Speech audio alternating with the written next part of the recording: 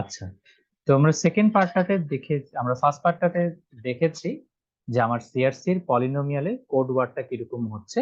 এখন আমরা দেখব যে রিসিভার কি। আমি যদি ধরে নিই যে আমার পলিনোমিয়ালে কোনো ধরনের পরিবর্তন হচ্ছে না, বা আমার ডেটা ওয়ার্ড, আমার পাঠানো কোড ওয়ার্ডটা, ট্রান্সমিটেড মেসেজটা কোনোভাবে করাপ্টেড হয়নি, তাহলে আমার হিসাব অনুযায়ী আমার রিসিভারকে কি করতে হতো? আমার হিসাব অনুযায়ী আমাদের রিসিভারকে সিনড্রোম 0 পেতে হতো।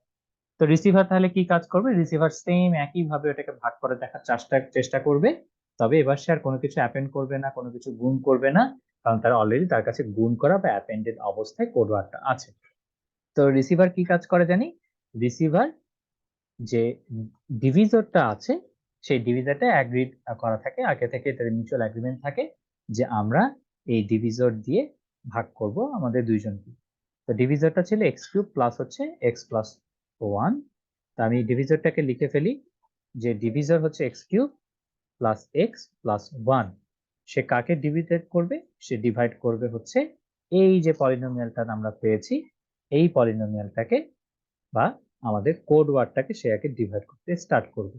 সে দেখতে চাচ্ছে যে এটা করে আমার কি জিনিসটা কি আমি, আমার সিনড্রোমটা 0 আসে কিনা, বা আমি কোনো এরর পাই নাকি।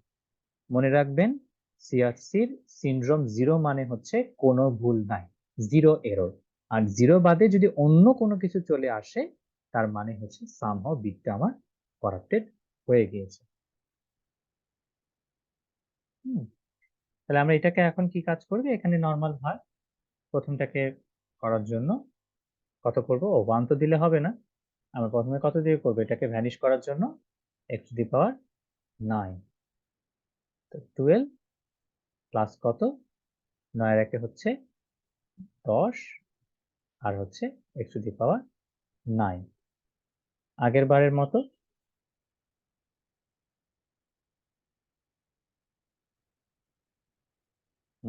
আর কাউকে করার নেই।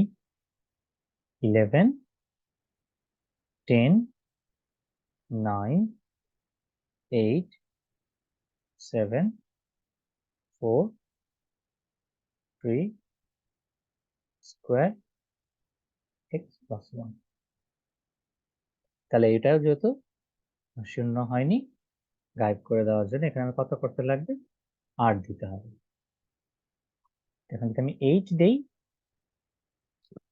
তাহলে 11 8 x to the power 9 plus x to the power 8। এটা এটা কাটা, এটা কাটা, এটা এটা কাটা। তাহলে এখন আমরা দেখি এক্স টু দি পাওয়ার 10, 7, 4, 3, 2, 1।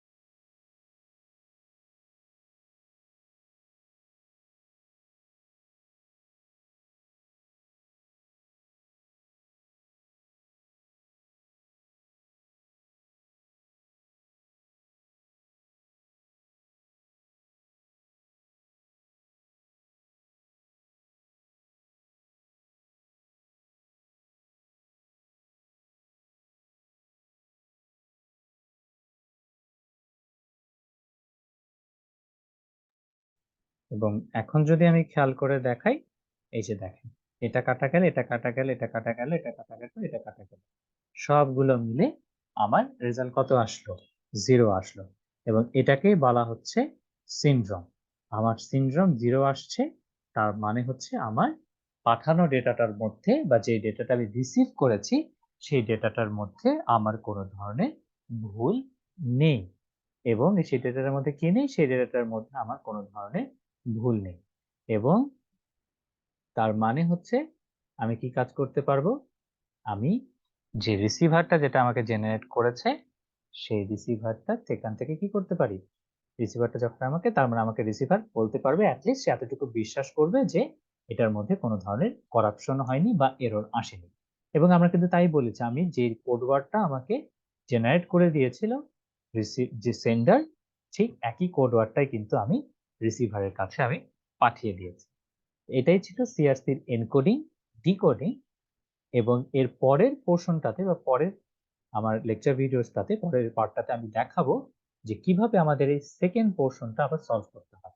এটা যেটা বললো যে ধরে নেওয়া যাক যে আমরা corrupt the rightmost fifth bit of the transmitted message and show the receiver detects error using the CRC technique। তার মানে আমাদের যে রিসিভার যেটা ছিল সেটার আমরা রাইটমোস্ট ফিফথ বিট, মানে সেটাকে বাইনারিতে রিপ্রেজেন্ট করলে যেটা হয়, সেটা রাইটমোস্ট ফিফথ বিটটাকে যদি আমি করাপ্টেড করে দিই, কোন রাইটমোস্ট ফিফথ বিট? কার? Transmitted message. ট্রান্সমিটেড মেসেজ মানে কি? ট্রান্সমিটেড মেসেজ মানে কোড ওয়ার্ডের, কোড ওয়ার্ডের যেটা হচ্ছে আমি আমি কিন্তু ট্রান্সমিটেড মেসেজ মানে কিন্তু আমার কোড ওয়ার্ড, আমি কিন্তু ট্রান্সমিট মেসেজ যখন করি, আমি পাঠাতে চাই, I want to transmit the data word, but আমাকে পাঠাতে হয় বা I have to transmit the code word. তো আমরা নেক্সট পার্টটাতে, এই ভিডিও লেকচার নেক্সট পার্টটাতে আমরা দেখবো যে কিভাবে এটাকে আমরা সলভ করতে পারি।